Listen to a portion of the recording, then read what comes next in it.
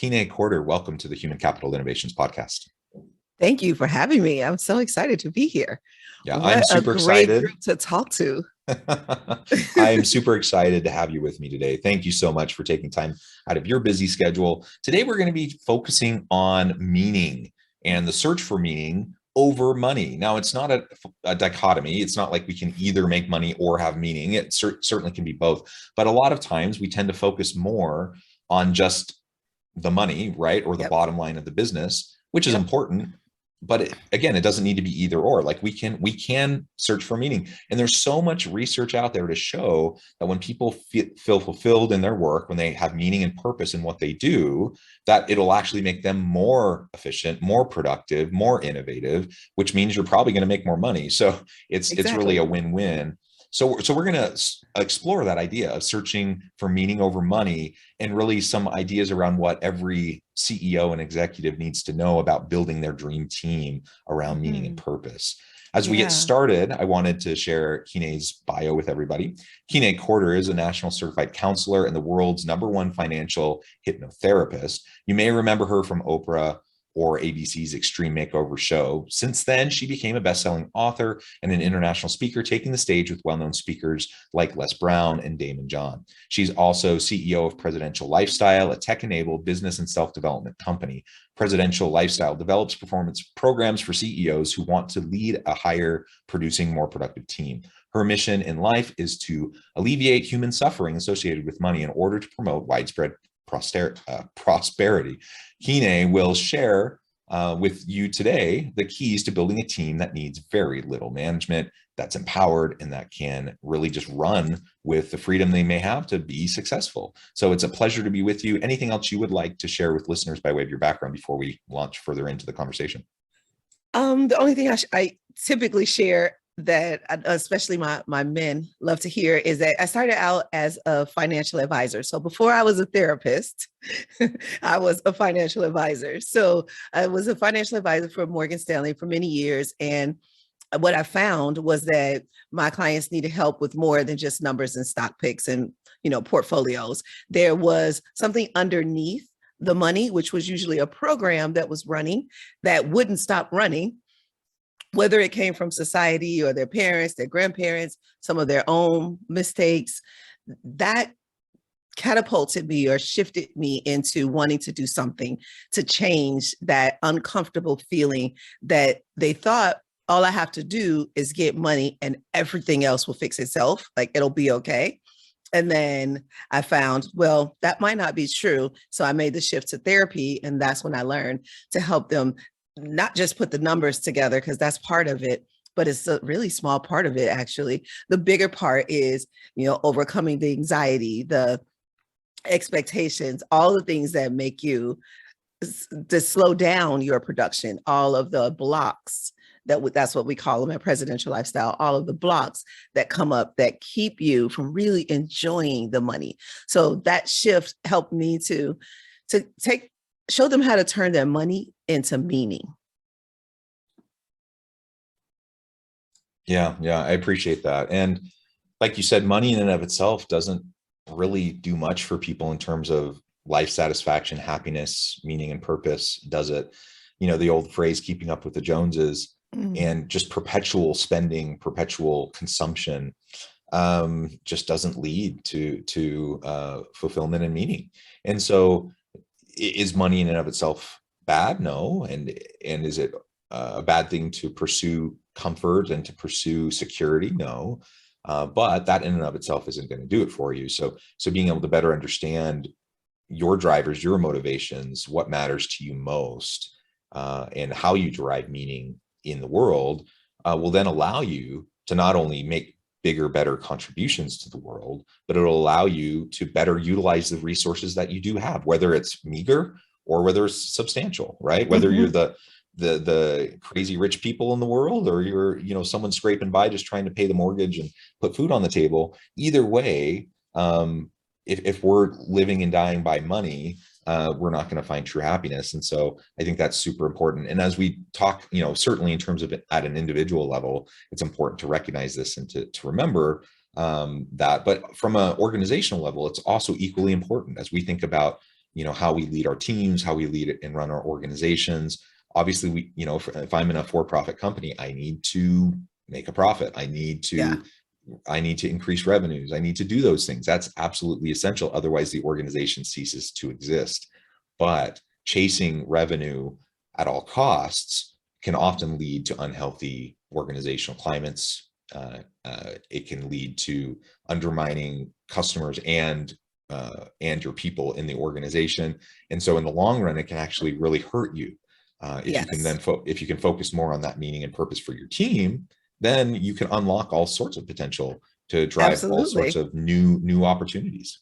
So let's take it back just a little bit. So one of the things that we often say is that money is the cause of stress, whether you have it or not, right? So you talked a little bit about, maybe the poor or the people who don't have enough, but then there's also the person that's stressed that has plenty of money. And that is because we are taught, especially the high achievers, the overachievers, are taught that if I just go out and get enough money, then my problems will be solved.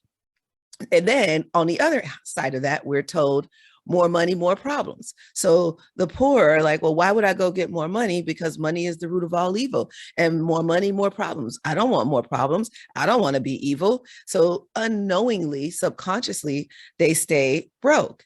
And then the rich person may have some guilt or some shame around their wealth because of some of these statements, or they may have blocked out those statements and they heard other statements like the ones I said earlier, that money will solve all the problems.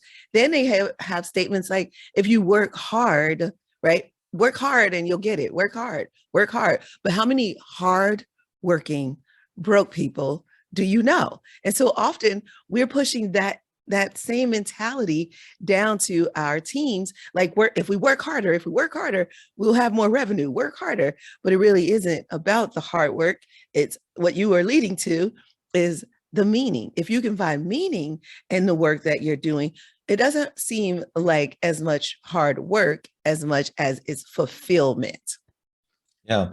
And when I think about, the burdens that we all have to bear in life, and different people have different challenges or different privileges, right? I am Mhm. a straight cisgender white dude, and so I have a whole pile of privilege. That's not to say that I don't have difficulties, but I have a different set of difficulties than Mhm. maybe other people. And so I need to recognize that. I need to acknowledge that. And we all do the same, right? We all acknowledge that. Yeah. And then we start to try to move forward in a productive way, to make something out of the work that we do. And if I'm in an organization and we are struggling, maybe the market is, the external environment is really tight right now. We're struggling. We're dealing with those sorts of revenue challenges. Of course, we're going to have to focus on that. But if I derive intrinsic meaning and purpose from the work that I do every day, that's it's not taking away the burden of work that I have to accomplish, but Mhm. it lightens the burden, Yeah. or at least it lightens my perception of the burden.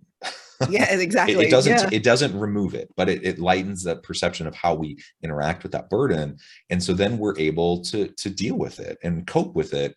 And if that means over the course of several weeks or several months that we need to put in longer hours, that we need to really buckle down and put in extra effort, is it going to be hard? Is it going to be tiring? Yes. But is it going to be doable and manageable? Yeah, if we derive the meaning and purpose.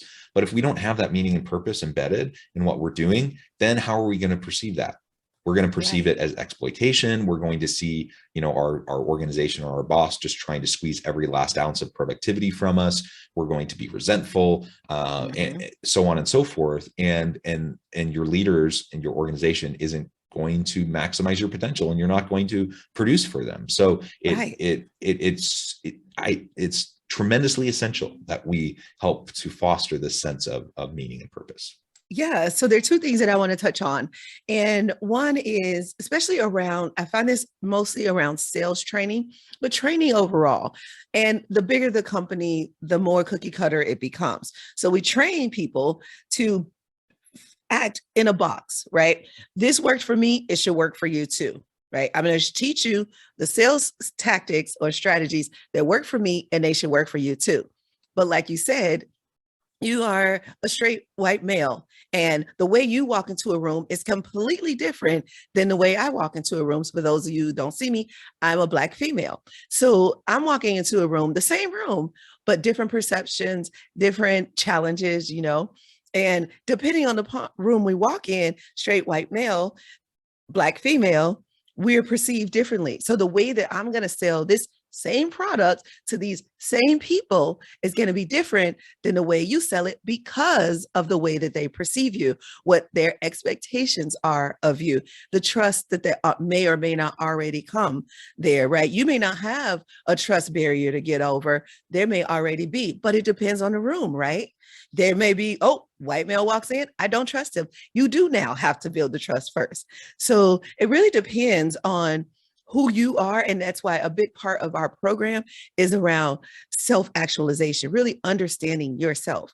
And if you don't understand yourself, then it makes it really difficult for you to understand the person that you're working with, whether it's the client that you're selling to, or your coworker, your CEO. And the second part I want to make in that area of what you were talking about is we talk about culture in companies as if culture trickles up, right? So the support team should know exactly what they're supposed to do, and it should just go so very well. But if the CEO has a stressed, very traumatic background with money, then they're going to trickle that down. Culture trickles down, not up.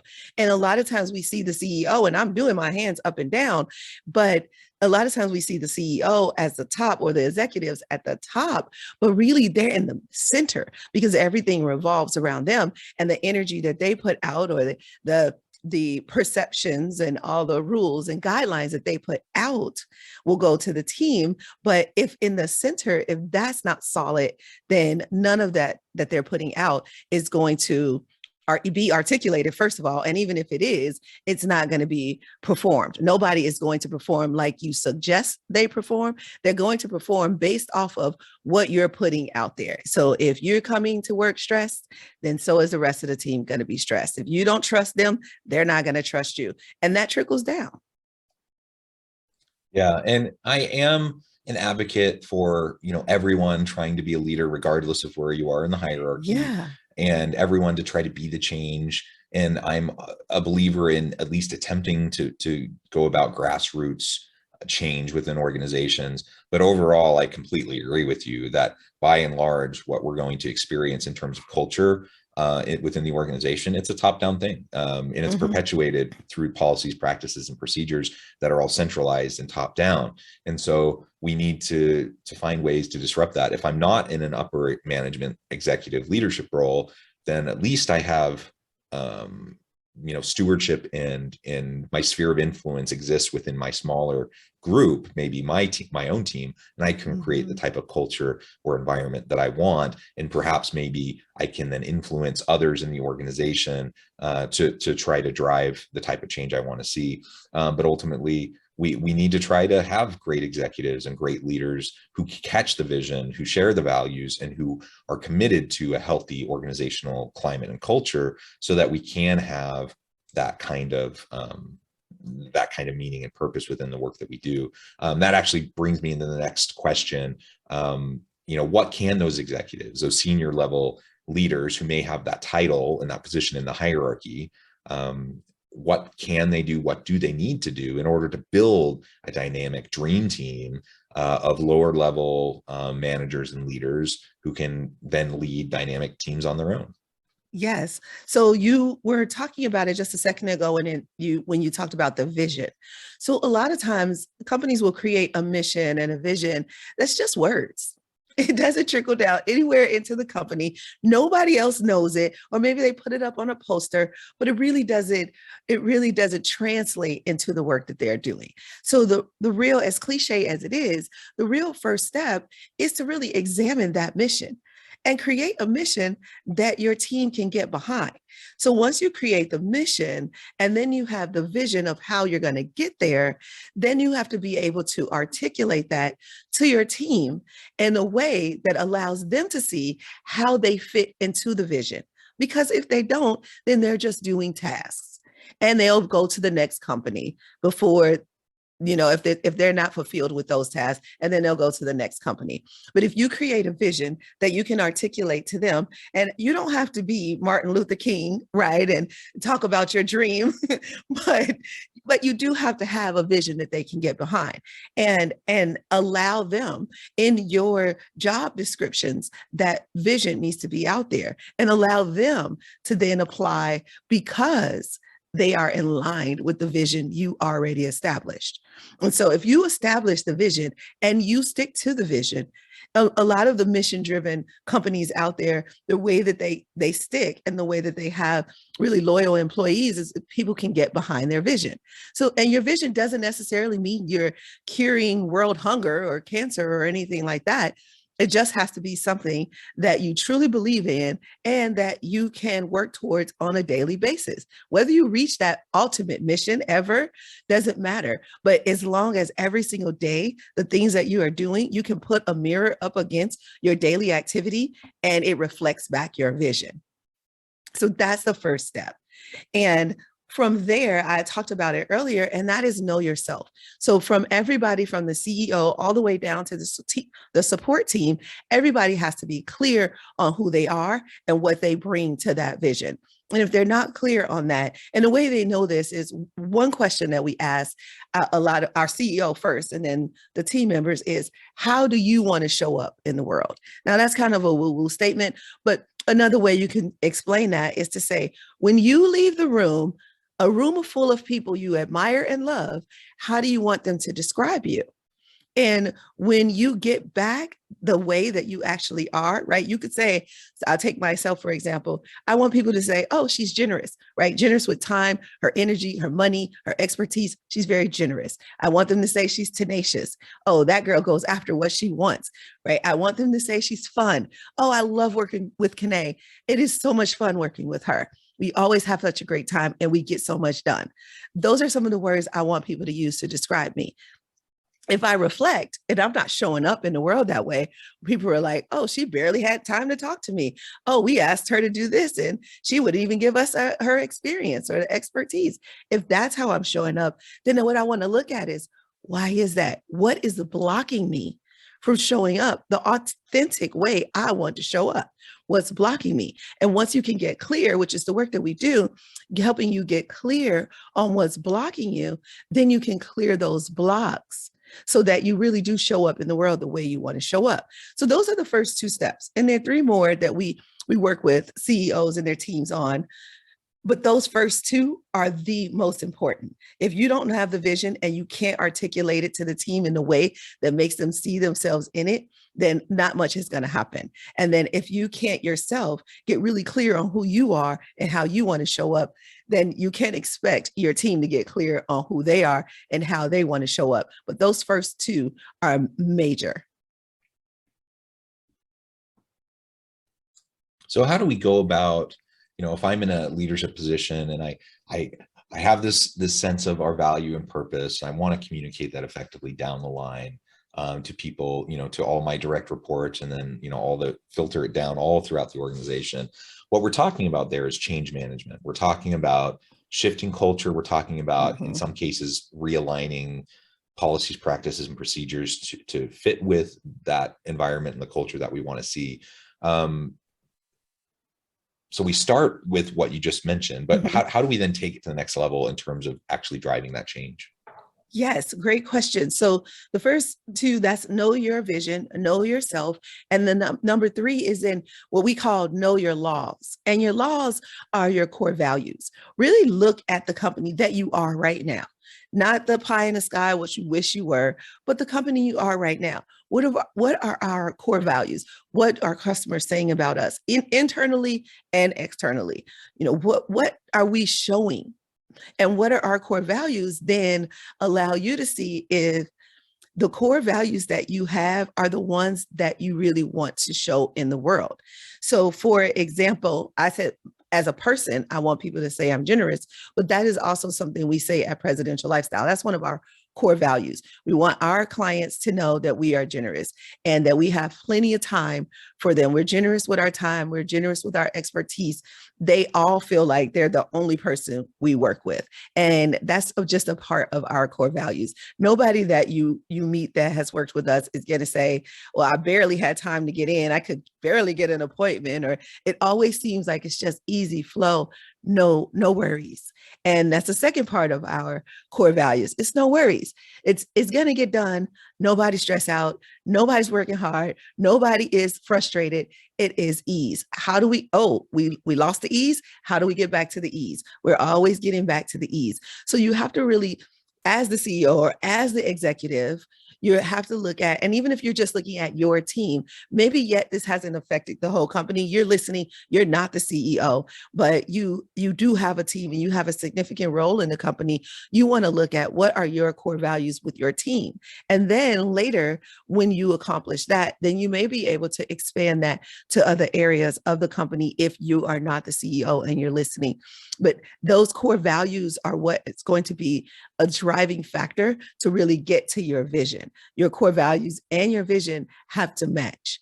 And the core value is really how you want to show yourself to your client. And like I said, either internally or externally, the client has to know what they can expect from you. And that needs to be consistent in every area.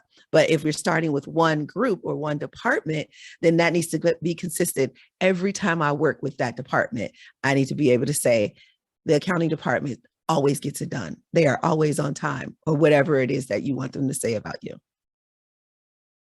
Yeah, I love it. This has just been a fascinating conversation.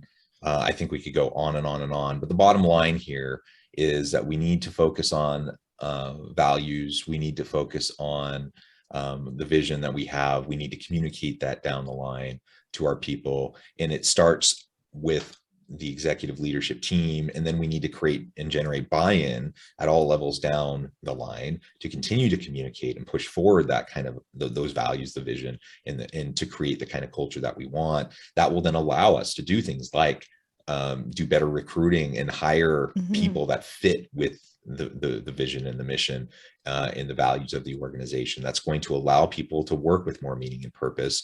And like we've been talking about all along, that's going to then allow us to just have more dynamic, productive, effective, innovative teams that will help the organization to thrive. So if we want to build a dream team, start with your values, start with your vision, communicate that down, and amazing things can really happen.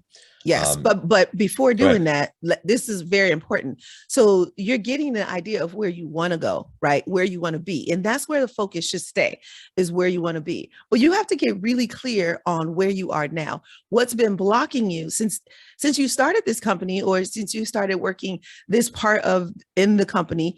You had this idea from the beginning of where you wanted to go, but somehow you're not getting there. There's a block. There's something blocking you.